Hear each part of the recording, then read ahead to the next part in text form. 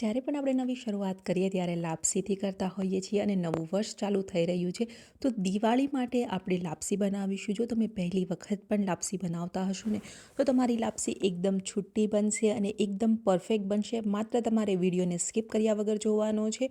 તો લાપસી બનાવવા માટે 1 કપ મેં અહીંયા ઘઉંનો કરકરો લોટ લીધો છે. લોટ છે એ આપણે થોડો વધારે લેવાનો છે, જે વાટકી છે એના પ્રમાણે, અને 3થી 4 ચમચી જેટલું આપણે તેલ એડ કરી દેવાનું છે. તો જ્યારે પણ તમે લોટની અંદર મોણ એડ કરો ત્યારે થોડું વધારે જ એડ કરવાનું છે, જેનાથી તમારી લાપસી ખૂબ જ સરસ બનશે.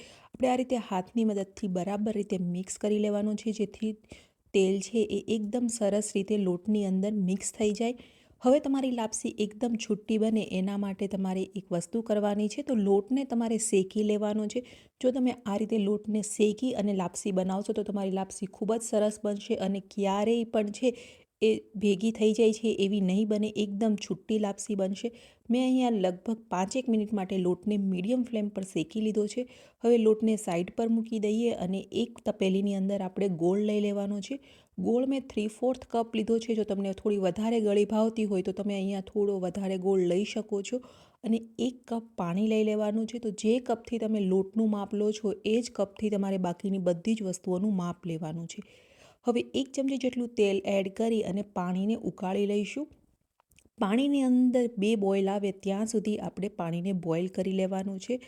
તો અહીંયા તમે જોઈ શકો છો કે આપણા પાણીની અંદર છે એકદમ પ્રોપર બોઇલ આવી ગયું છે. તો આ રીતે પાણી ઉકળી જાય ત્યારબાદ આપણે જે લોટ શેકીને રાખેલો હતો એ લોટને એડ કરવાનો છે.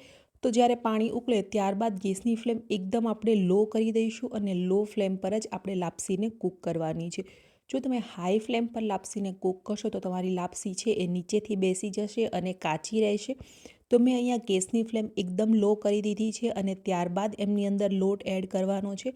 લોટ એડ કરી અને આ રીતે આપણે એકદમ સરફેસને સીધી કરી લેવાની છે અને ત્યારબાદ ઢાંકણ ઢાંકી અને 15 મિનિટ માટે કૂક કરી લેવાની છે. અહીંયા લોટ આપણો ઓલરેડી શેકાયેલો છે એટલે લાપસી ફટાફટ બની જશે. તો 15 મિનિટ પછી આપણી લાપસી છે એ બની ગઈ છે.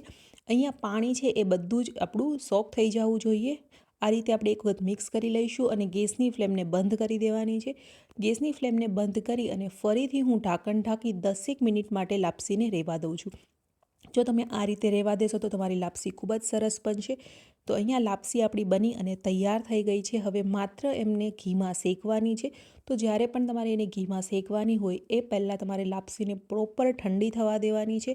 જો લાપસી એક વખત ઠંડી થઈ જશે અને ત્યારબાદ તમે શેકશો તો તમારી લાપસી એકદમ સરસ છૂટી બનશે. અહીંયા લાપસીને મેં 15 મિનિટ માટે ઠંડી થવા માટે રાખી દીધી હતી.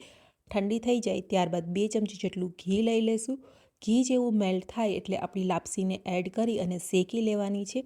ગેસની ફ્લેમ મીડિયમ રાખીશું અને મીડિયમ ફ્લેમ પર જ લાપસીને શેકવાની છે.